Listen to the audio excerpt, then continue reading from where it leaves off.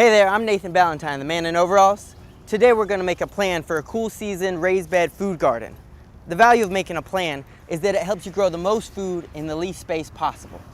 In order to make a good plan, you need to know what you can grow in the upcoming season. Like right now at the tail end of summer, we're looking at cool season crops like cooking and salad greens, roots other than potatoes, the garlic and onion family, and a few other odds and ends.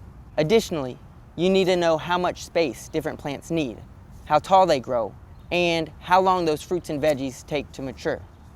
You can find info like this on the internet and through the agricultural extension on information sheets like these.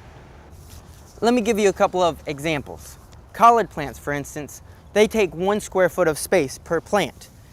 During the course of a winter, they'll grow a foot or 2 tall, and I can expect if I plant this today that in about 2 months, I'll have leaves ready to harvest.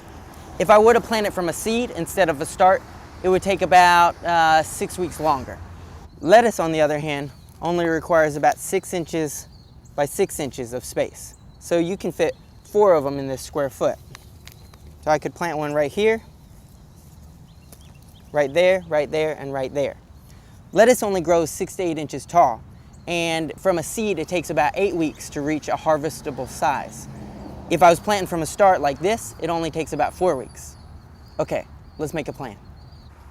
So let's say that you want to have a school garden party in about a month, and you want to be sure and have some garden-grown produce available for folks to eat. If that's the case, it'd be a really good idea to plant some baby lettuce from starts like this, because it'll be ready to harvest in time. Let's say that come Thanksgiving, we want to have some collard greens to give away to grandparents for their family's meals.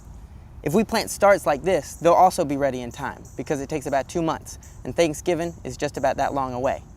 So now we've decided that we're going to grow collards and lettuce, both because it's the right season and because of the time till harvest. Now comes the question of where to put what. Other than spacing requirements, the most important piece to keep in mind as you're making planting decisions is that the sun rises in the east. Throughout the day, it goes up overhead and then sets in the west. Except that here in the northern hemisphere, the sun is always angled just to the south.